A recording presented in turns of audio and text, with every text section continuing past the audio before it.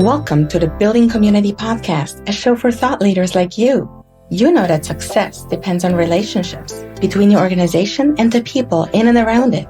This season will focus on insider insights, where experts will let you in on their best practices in a specific area of community building. Together, we shine the light on how community helps you reach your corporate goals. I'm your host, Simone, and I've been empowering organizations for a decade and a half doing exactly that. Ready for it? Listen in as we set out to make communities thrive. After attending a few of these once-a-year parties, I realized there was an untapped potential in the room. That's what motivated Jana Panfilio to start 6453 Alumni after working for Nike for 29 years.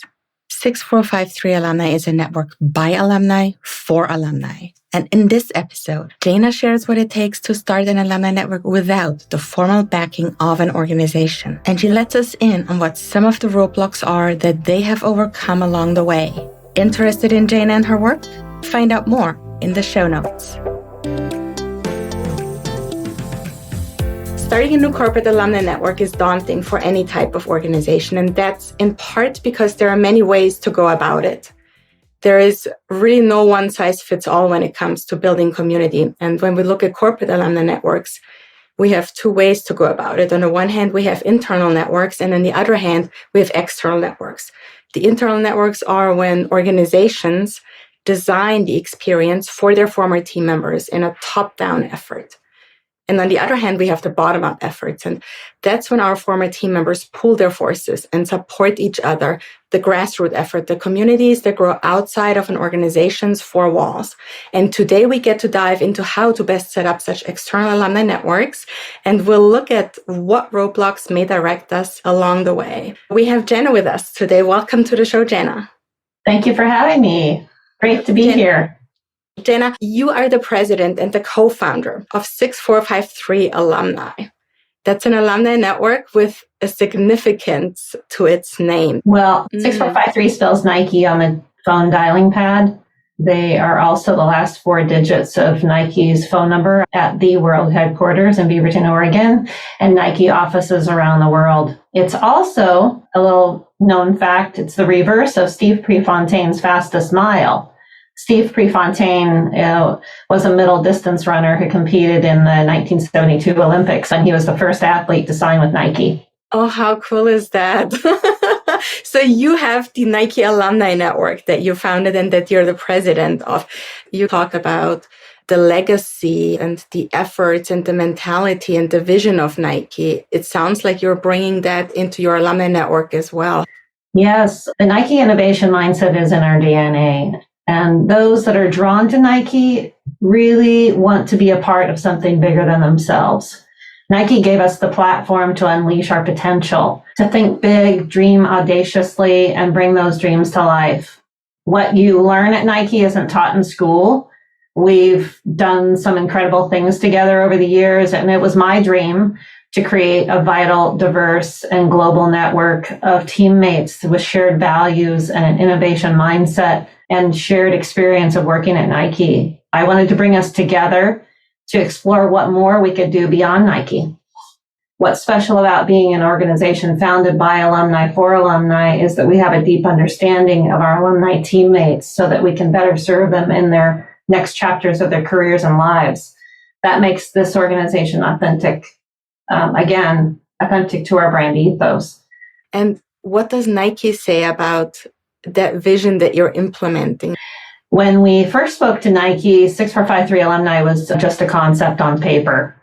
Oftentimes it's hard to visualize a concept without really seeing it. So in the true Nike way, we felt it was more powerful to bring the concept to life by creating a real working model to demonstrate the value of 6453 to our members and partner sponsors. At the highest level, the brand is aware of our vision and strategic plan. We've been keeping them informed along our journey.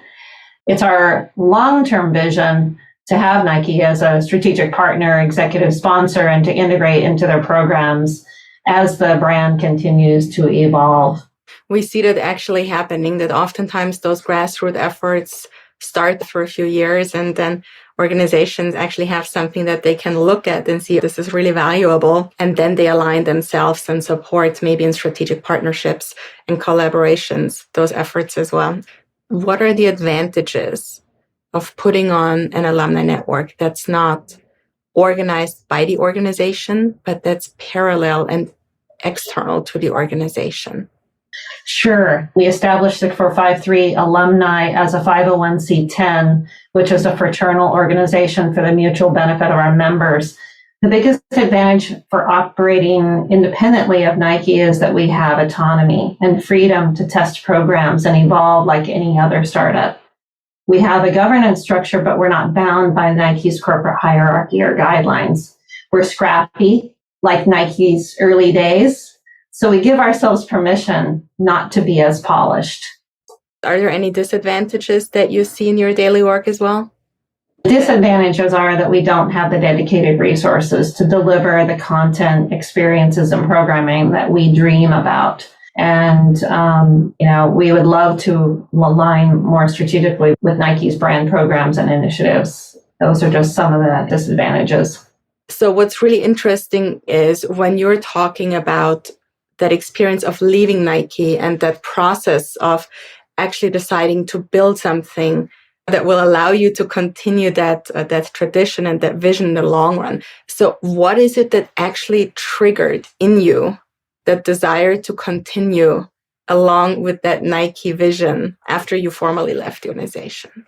Right. Well, the spark for me was reaching my 25-year milestone. I was actually at Nike for a little over 29 years, but for employees that reached 25 years in tenure at Nike, we were given a custom varsity jacket with our own employee number embroidered on it.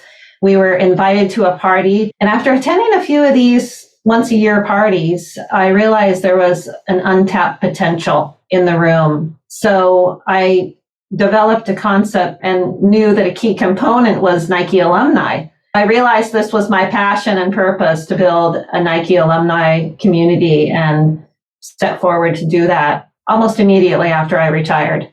So a lot of people want to do what you do. A lot of people have that vision but never get to doing it. How did you get started? How did you actually go about going out there and implementing your vision? Gosh, I really jumped in with both feet. There is another alumni organization that was created called the Wing Women, and it's for Nike women. So I jumped in there and started doing some programming, joined the board of directors, and learned a little bit from that too. Started a podcast called Finding My Wings, and started having conversations and coffee with my former teammates around the world, and learned more about their experience, their journey, and what they potentially wanted from an alumni organization. There was this whole other, group of people that the Wing Women wasn't reaching. And so it was important to me to be inclusive. I'm known for making things happen, so I jumped in with both feet and never looked back. I've worked on a fair amount of projects at Nike where we were planning the work and working the plan, so this was no different. I'm from Austria, and I know how most important ideas and most important collaborations start in coffee houses when you're sitting together and chatting. And that's when we find out in casual one-on-one conversations, what is it that people want? What is it that people need? And that's usually where people start taking their first baby steps towards bringing community together. There was a whole range of emotions that people have depending on how they leave the company, whether it was their choice or not their choice. And so I think a lot of times in the coffees that you mentioned, I had with people were, them wanting to know, who's this Jana Panfilio and what is she trying to do?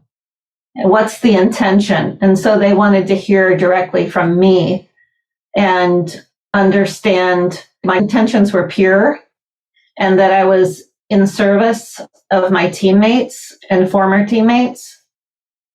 And that was really that has been a powerful exercise for me. And I feel much, much closer to my community.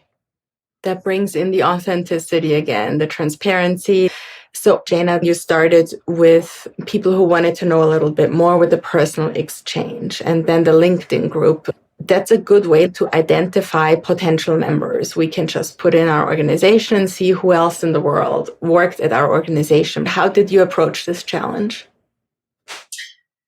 Oh, gosh, let's see. It's so multi-pronged. We're in our infancy still. I mean, some of these corporate alumni organizations have been around for 20 years. I had a huge list of emails from retired people. There were Facebook communities that I continue to sort of reach out to.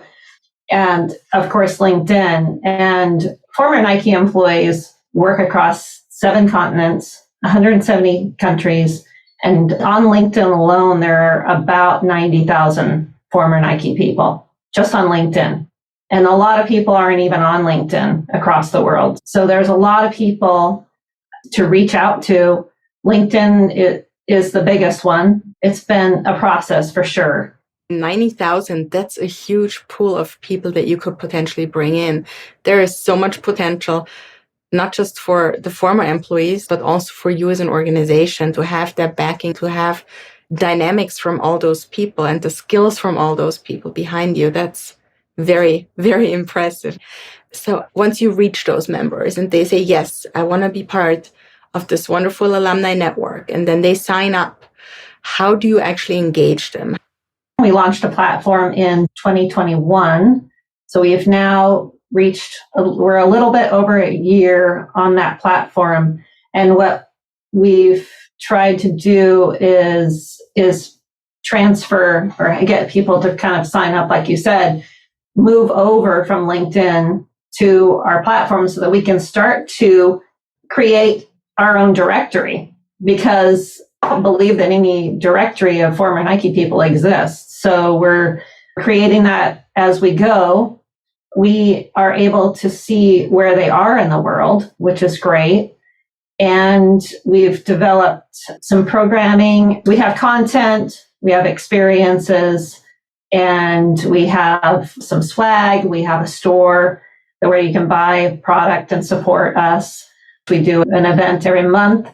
And we also have a newsletter that goes out once a month, approximately. And that's how we're staying in touch. And who's doing that work, producing content and organizing those events and bringing people together, writing newsletters? Is that you and the leadership team, or is that volunteers? Is it the members themselves? How do you approach that? Yeah. So right now, that's primarily me and small groups of people who are interested in helping to bring those to life.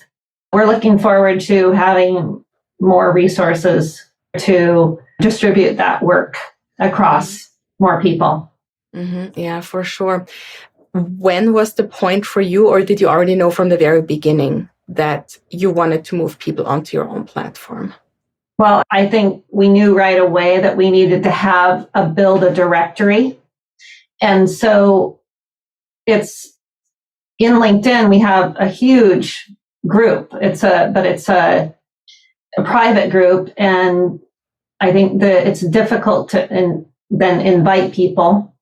We wanted something easier that we could get everyone onto the platform and then start to build this directory.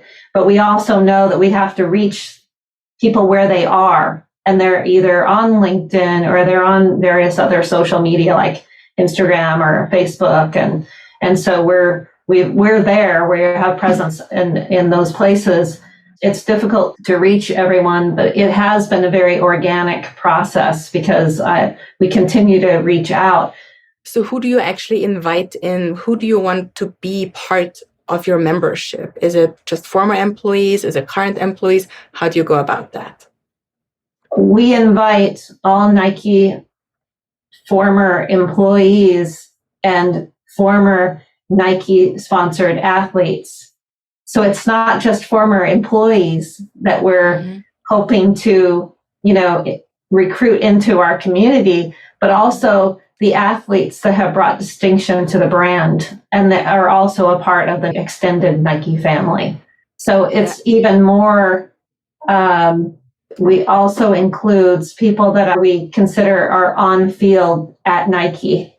So there's a lot of people that have had multiple tours through Nike and, have come and gone and that are currently there. And so we say that they're on field and they are also included in this organization.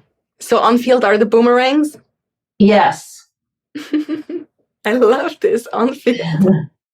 Everything has a sport reference. It has to be authentic to the brand. I mean, we've taken great effort to name some of these things. In fact, it's not just me. It's the community that is creating. This is an alumni created community. In fact, I reached out to the community to name the organization.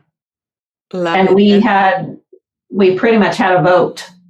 And so that way everyone has a vested interest in it because they've had some contribution to it.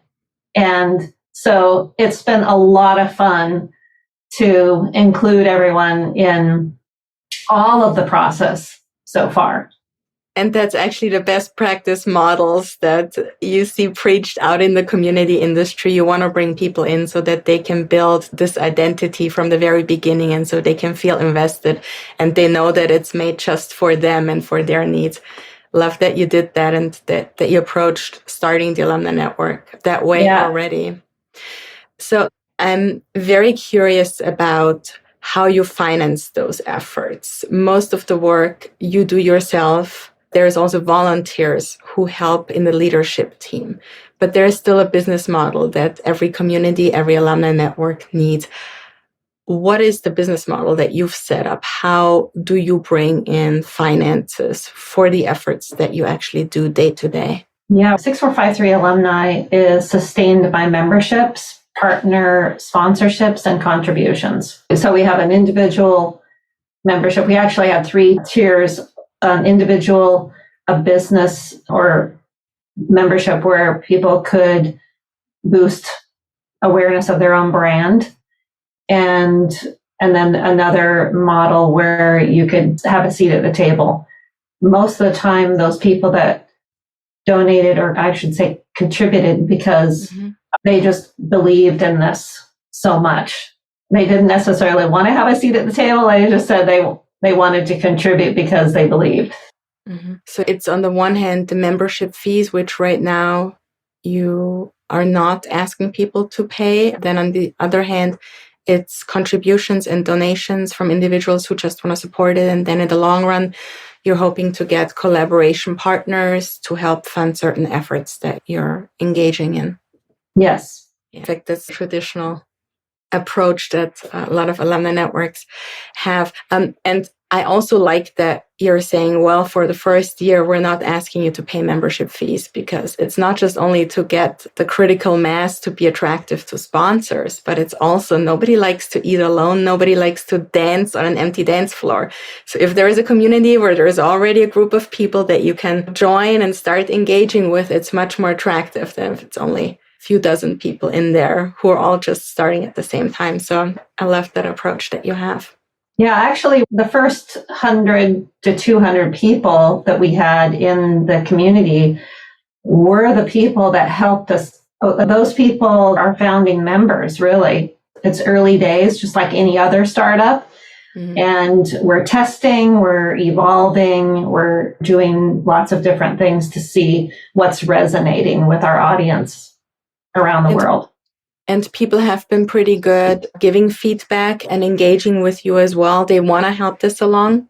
Yes, that's one of the things that I have been extremely surprised about, is how much people believe in this and how much people support this effort that we've created. It's very satisfying and it keeps me going. And so at Nike, my teammates were my fuel and my inspiration, and it continues to be that way.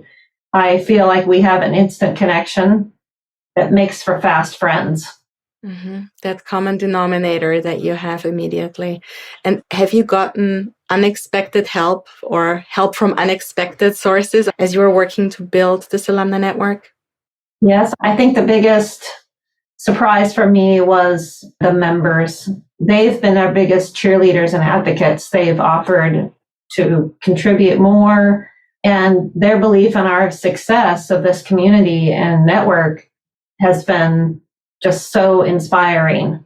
The contributions of time and money and expertise, the board and the people that have volunteered their time to build the strategy, just the generosity and wisdom of other corporate alumni network founders and sharing their experience has been overwhelming. And I'm so grateful for that. Yeah, everybody pulling together to make it work. And as you're going through that journey, we all know that there's also some tough moments that we experience as we're building, as we're scaling. Where did you see the biggest growing pains? Where were the roadblocks that you experienced along the way? Yeah, I think some of the roadblocks have been, and there are many, I feel like we're always, running up against something and then solving for that, but we're built for that. So I would say that learning that we needed dedicated resources with the right skills and expertise has been huge for us. We can't do this with a very tight team. I think what we want is the right platform partner also with expertise and the right team to execute. I think understanding the management of all the platform integrations needed to make this work. And because we're a paid model, that is a whole other bit to it when you add Square or one of the other, payment plans. And then we created a website. So it's a new business, right? So just like any other startups is what you kind of learn what it is that is needed. I think the other thing that has been huge for us has been communicating the value and the impact, the so what to our members. What's in it for me and to what end? And we're still working out that collective impact piece, communicating the value in a way that is meaningful. It has been a process. So we've iterated that. And so those are just some of the moments in growing pains. Yeah, technology is always the aspect that's the most tricky one. It seems very easy from the outside. Oh, well, you just find a provider and you go with it. But then as you're implementing and as you're, transitioning data over and introducing your members to the platform, you find out that things aren't always as easy as they seem. Yeah, I think getting people to a platform also that has to do more than what LinkedIn offers is really important. Like, what's unique about it? What's different? What does it enable people to do that they don't do somewhere else? Mm-hmm. So those are all really important aspects of this community. And also just reaching people. People have, their full-time jobs. They've got, a disproportion of former Nike people have their own companies. So people are busy. And so figuring out the right times and the right content to share and all of that that's meaningful, valuable is all part of learning about what our alumni members want.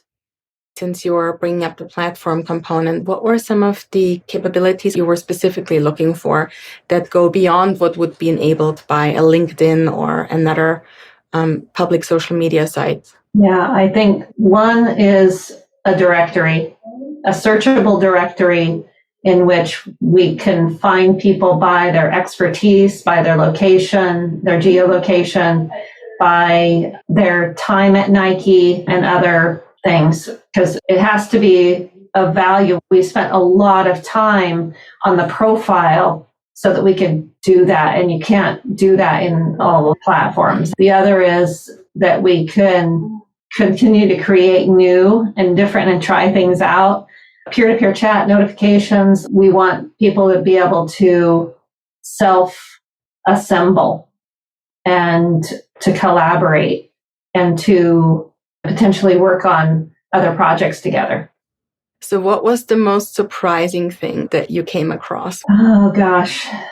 I've been surprised by the range of emotions that my teammates have shared with me about their experience of both working at the brand and leaving the brand, and the powerful feeling of contribution and how their Nike experience has shaped them in their personal and professional lives. Their willingness to open up to me so that I have a deeper understanding and context to inform our overarching strategy and direction. I've been extremely moved by that openness, and it just makes this community even more special. And is this feeling of belonging that your members still have, is that what draws them in? Yeah, what our members tell me is that they're extremely proud of their contributions to the Nike brand and business. It was a defining time in their lives. They continue to live the Nike values every day. They want to give back by paying it forward and by being a member of the 6453 Alumni. And the value is the expertise of the network and the connections made between alumni. And I think we help each other. That happens naturally. We're just trying to create a more formal way of not only connecting with the people that you know, but the people that you don't know. Provide that framework for people to lift each other up and to build upon each other's skills and strengths. Yeah, celebrate and champion their successes at Nike and beyond. So what do you tell others who may reach out and say to you, hey, Jana, this sounds all great. Do you think this is something that I should be doing for my organization as well? Well, I will use a sport metaphor. This is a marathon, not a sprint. It's important to paint a picture figuratively of your end goal and vision and reference that every day. Leverage your passion for connecting people and the potential that you're creating and tap into that as often as you can. And creating something new that hasn't existed before, that is the nature of innovation. Ensure that you're creating something authentic to your own brand, and enlist an executive sponsor and partner. That's so critical. Identify the sharp points on your mission, vision, purpose, and surround yourself with believers, entrepreneurs, and functional experts to make it happen. Very good message. Jana, thank you so very much for giving us insight into how to actually approach this brave step to start your own alumni network outside of an organization. We're grateful for the insights. It was amazing to talk to you today. Thanks for joining us. Thank you so much for having me, and good luck to all those alumni founders out there who are doing the same. Thank you for listening to the Building Community podcast. Is there a leader in your organization or network who needs to hear this? Please share this podcast with them. Help get the word out about the immense value of community. If you enjoy the show, please subscribe, tell a friend, and leave us a review. Until next time, help your communities thrive.